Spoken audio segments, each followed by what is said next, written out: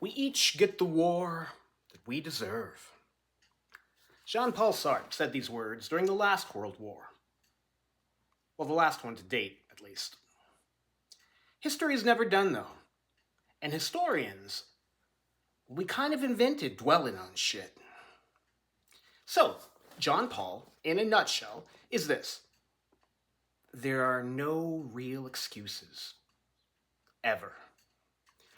Sure, there are words you can cling to that take you away from your own agency, holding on to them like that final boat in a hurricane.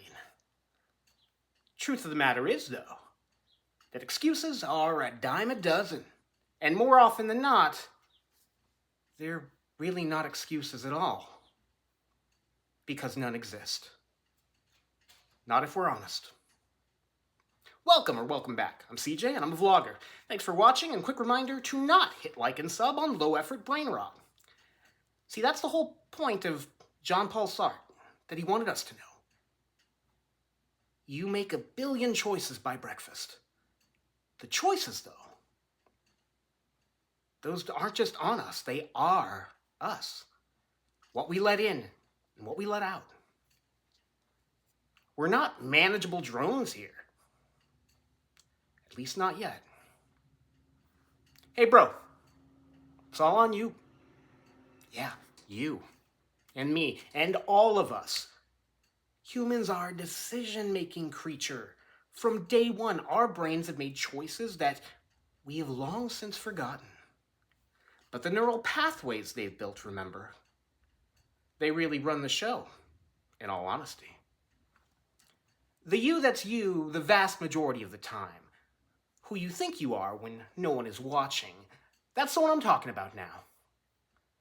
The nonverbal part of your brain that just perked up a little when I gave it some proper respect.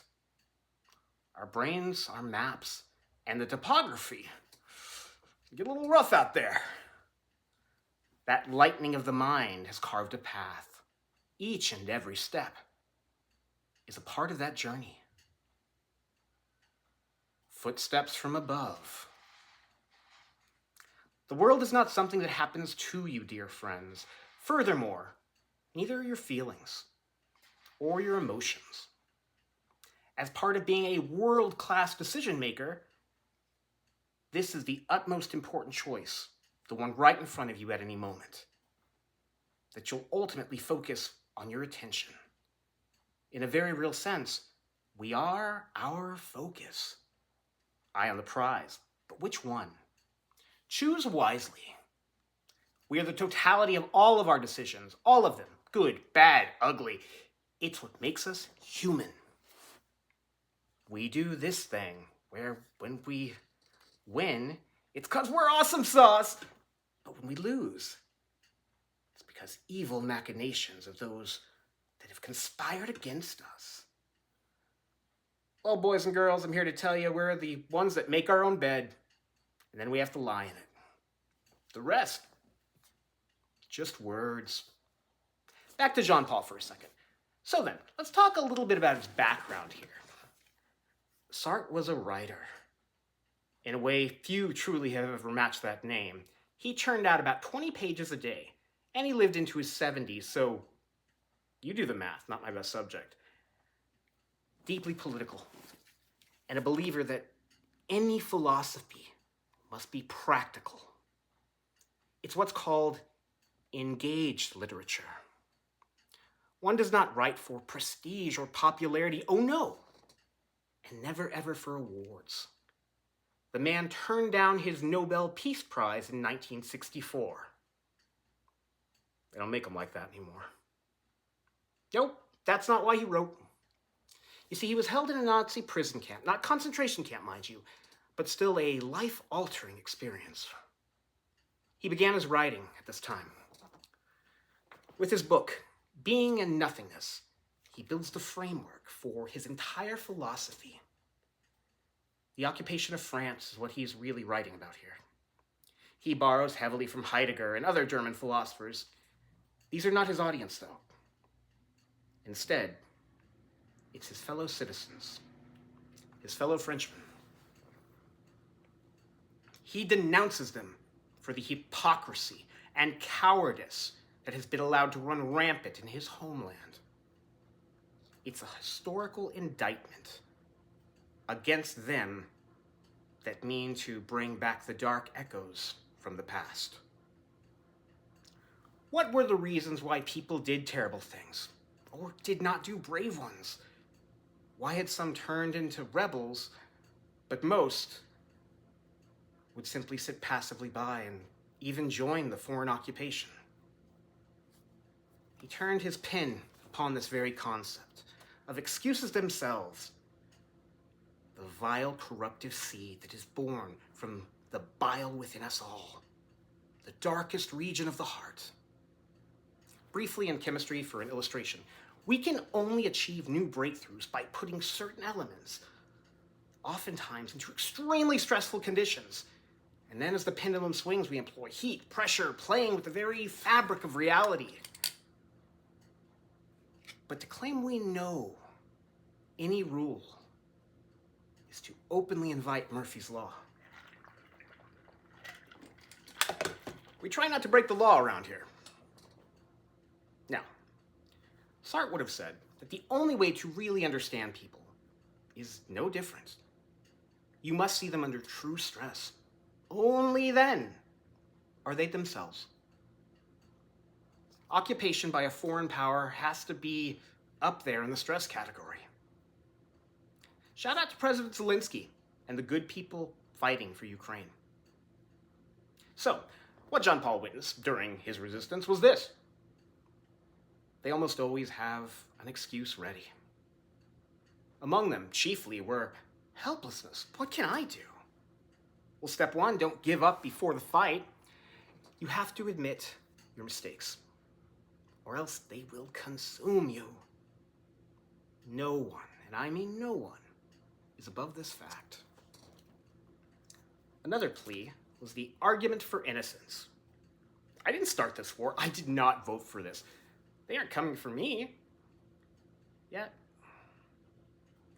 the everyone does it excuse, the looking out for self-interest, an appeal to self-preservation, to ego. Then there's helplessness, the lie that there is no real choice. He would call this bad faith. Seems to be a lot of that going around these days. Important bit right here. This one matters most because it's the biggest lie there is, the one that starts with us. There's always a choice. The worst of bad options is still a choice. Lastly, the fear one. Propaganda, masked agents, rounding up undesirables, going after people for words alone. What defines an enemy will shift to fuel any war. There's a reason fear is the mind killer and the widowmaker. A common adage said during times of war is, there's danger in speaking out these days. Surely my hands are tied, right?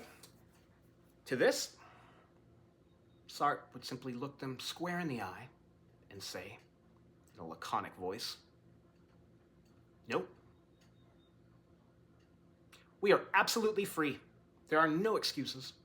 This doesn't mean we can do anything, mind you, but rather that there's always a choice, a play, a move. Sure, there are limits, but within them, that's you. Until your last breath, this shall be true. Finally, what did he mean by that opening quote? That we all get the war we deserve. My best guess on this is that life is a myriad of choices. We don't ever have perfect information. Sometimes the stakes are life and death. And so much of our future then relies upon them. And yet, at its core, at its very center of being, is us. Making the call. For now, at least. I had a professor once explain to me that Sartre was kind of like an inverted Uncle Ben from Spider-Man. With great responsibility comes great power. Rest in peace, Uncle Ben. And Professor Richards. Oh yeah, about scheduling episodes, and a reason why I'm not doing that. because it's a choice. It may not juice the numbers, that's AI's bit, after all. So instead, I view it as it's up to me. An expression of free will, if you will. I will keep reminding myself that optimal doesn't mean right. Perfect and good are still enemies, last time I checked. Lastly, if I'm wrong, but at least I'm the one being wrong. Choices are mine, as is owning them. Own yours. With a bit of wisdom and a dash of luck for good measure. Well, that about wraps up this one. Get good rest, remember to hydrate, and consume something green if you can. Make good choices, and don't die. See, it's right there. Make good choices. And if you make bad ones, don't die.